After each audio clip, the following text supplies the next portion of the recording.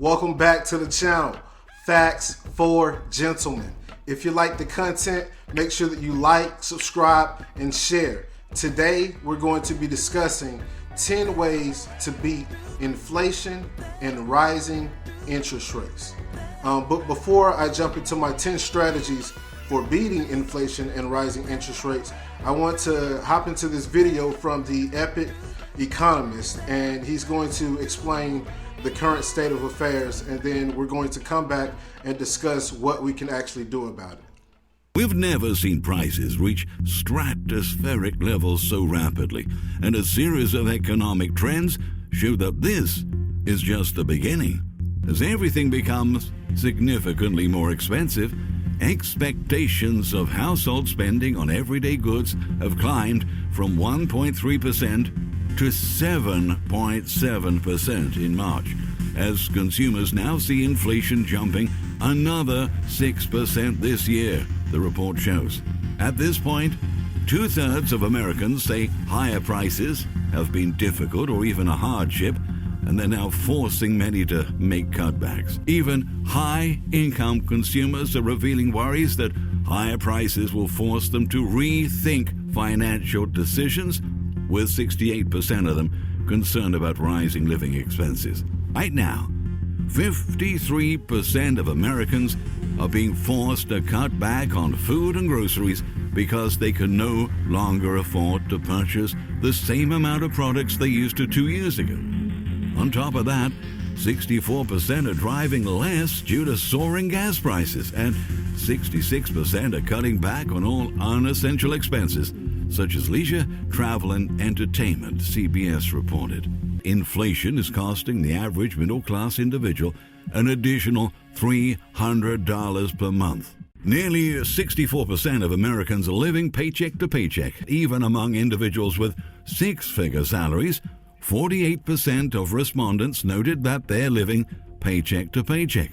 Middle-class workers now believe they need to make approximately $122,000 annually. That's more than double the current national average salary to feel financially secure. If you think things are bad right now, in a couple of months, they could be a whole lot worse. Even the White House is warning that consumers should brace for some painful price hikes in the coming weeks and months. In a recent statement, White House Press Secretary Jen Psaki said that the federal government expects inflation to be extraordinarily elevated due to the massive jump in oil and gas costs. So you heard it. I mean, inflation is going through the roof, and since inflation is going through the roof, the Federal Reserve is having to raise interest rates. And that's kind of like the thermometer for the economy. You know, if it gets, too stagnant, we lower interest rates. If it gets too hot, we raise interest rates. And when we raise interest rates, everything costs more. And when we go through an inflationary period, everything costs more. Currently, we're going through an inflationary period, as well as an interest rate hike, as well as a supply chain shortage, a war, and a pandemic, amongst other things. So right now, Americans and consumers around the world are being absolutely crushed. And this video got me to thinking, what are some things that people could do not only to stave off inflation and rising interest rates, but to actually thrive in an environment like this and to beat the inflation and rising interest rates. So that's what we're going to do, is discuss 10 strategies and 10 ways that we can do that. Number one is make your needed major purchases and store up extra goods now. And the reason this is important is if you can store up on a few extra goods right now, if you have the money, you can buy things at prices before they actually increase. And that way, as they increase, you will have already locked in lower prices. Also, as interest rates increase, buying major purchases right now, if you're thinking about a home or a car, may be a good decision, because just a few, percentage points of difference of interest, 1 or 2% can make the difference of hundreds of dollars on a mortgage per month. So, if you're thinking about major purchases, maybe you want to go ahead and make those things right now. And if you have a little bit of extra money, you want to buy a little bit extra so you can lock in some of the current prices before they actually increase. Number 2 is to put your non-emergency savings to work.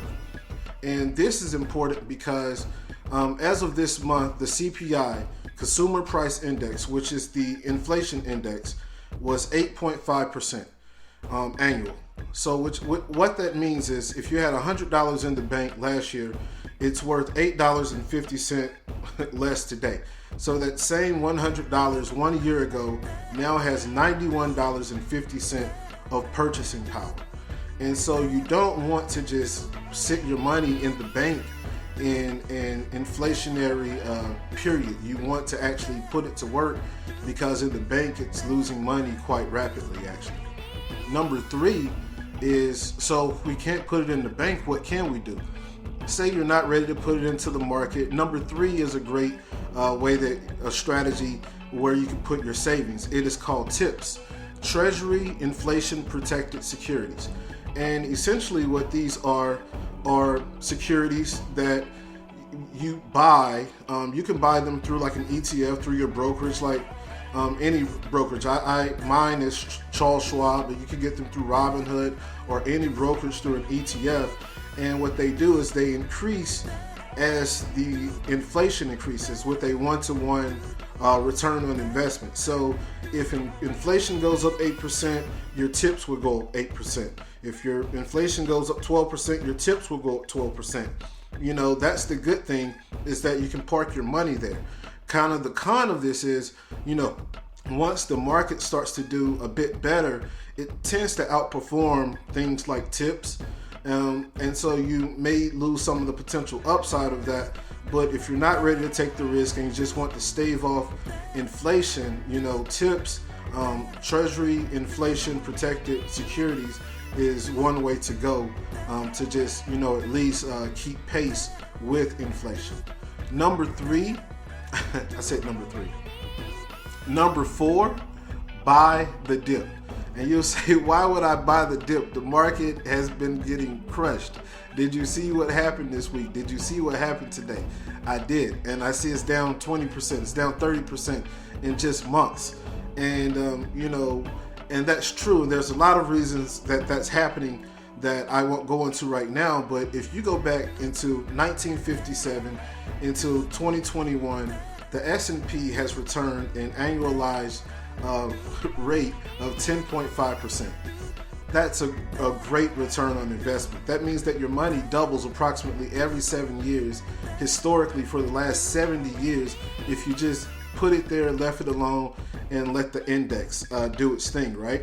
So as inflation is going up, right now, if you have savings, instead of allowing it to be dwindled by inflation, put it into the market and allow that compound interest to work for you over time. And right now, as it goes down, you're actually dollar cost averaging in at a much lower price, so giving you a much better potential return on investment.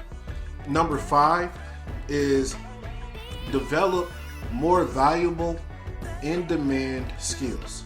And so this is important because competency gets compensated. And one of the best ways to increase to fight off the inflation is to increase your income. And the best way to increase your income is to increase your skills. Skilled labor tends to see a lot of raises, and inflation kind of raises, as well as just other types of incentives and bonuses. Within the tech industry, most companies have seen multiple inflation and performance raises within the last year. And so you see that across a lot of skilled sectors, right? And it's because there's supply and demand. There's not a lot of people that can do those jobs. So if you can increase your skills, you can increase your compensation, and it will also keep pace, be more likely to keep pace with inflation, unlike something like unskilled labor. Minimum wage has been $7.25 since 2009. Prices go up, but the minimum wage really only changes about every 10 to 15 years. And even when it does, it is never sufficient. So the solution to this will have to be developing skills to make more money, being more marketable, and being more flexible. Number 6 is to invest in hard assets, commodities, and hedges. The idea here is that what is inflation, right? The price of things are going up. So that's a problem if you only have money. But if you have things, the price of those things actually go up. So things like gold and oil and real estate and land and lumber, all of those things become good assets in these types of environments, because they're hard commodities, and the prices of all of those things will pretty much go up. Also, maybe want to invest in a few hedges, things like some crypto or even different types of insurance products. But the idea here is that you can have a few stores of assets as well as hedges that are inversely correlated with your other assets. Number 7 is avoid growth stocks and buy value and cyclical stocks. And the reason for this is most growth stocks have a lot of debt. And a lot of debt's not a problem when interest rates are low, because when interest rates are low, your debt doesn't cost that much money. But once interest rates rise, the same way we said that mortgage and the house would cost hundreds more just with a few percentages, the same happens with corporate debt. As the interest rates increase, that debt becomes a lot more expensive to pay for, and which makes the company a lot less profitable, since much more of the earnings revenue now has to go towards that debt. And so in these types of rate hike environment, what you really want to go to is things like value stocks and cyclical stocks. So we're talking about things like banks, oil companies, and things like consumer defensives like Walmart, Target, and those types of things, right? Number 8 is going to be portfolio diversification with uncorrelated assets. And uncorrelated assets is the important part there. Being completely invested in one asset class will leave you completely vulnerable, because all asset classes perform different under different market conditions. And some perform better with high inflation, some with low inflation, some with recessionary cycles, some with types of expanding financial cycles. And all of these things work better in their own given time, right? So you want to have a mix of these things, and you want them to be uncorrelated. And because it doesn't matter if you have a whole bunch of assets if they're all correlated to the same types of market catalysts, right? And one good example of a portfolio that does this is the golden butterfly portfolio. And in this portfolio, you have a 20% total market stock. You have 20% small cap stocks, 20% long-term bonds, 20% short-term bonds, and 20% gold. And those asset classes are just enough uncorrelated and also have growth potential that portfolio performs very well.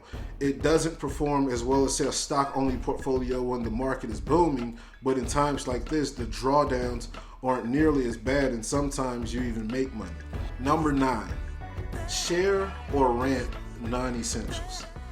Sharing or renting non-essentials can save you a lot of money. Some examples of this could be things like getting a roommate. Also, things like if you're thinking about maybe buying a new treadmill, maybe join the gym instead. You can join the gym for 2-3 years, oftentimes for the cost that it would cost to buy that one treadmill. And at the gym, you have more flexibility and less commitment and less upfront costs, right? You can also do things like, if you're not married, get a roommate, and if you're renting, do things like don't get a bunch of extra bedrooms. And so the idea here is that if things are non-essential, maybe you want to share or rent them. Maybe you want to get a new car to take a road trip because yours isn't that good. Well, maybe it doesn't make sense to buy a car just to take road trips. Maybe you actually want to rent the car when you take a road trip. Consider that. Number 10 is walk, bike, and carpool more if possible. And this will kill two birds with one stone.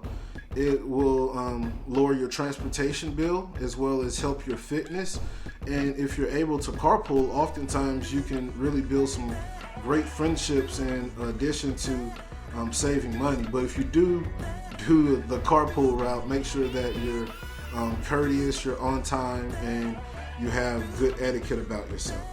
And those are my 10 ways that you can beat or stave off the inflation and rising interest rates. And I also have one bonus for the people who stuck around. And the bonus is take care of your health. Being sick is very expensive, and your mind and your body is your greatest economic engine. So make sure you take care of yourself. I hope you all enjoyed the video. I hope you got something out of it. Let me know what you think about the information. Let me know if there's other tips that you have for people for how they can stave off this inflation. Let us know what you're doing to fight off the inflation, and drop it in the comment below. And until next time, thank you for your time. God bless you, and have a good day.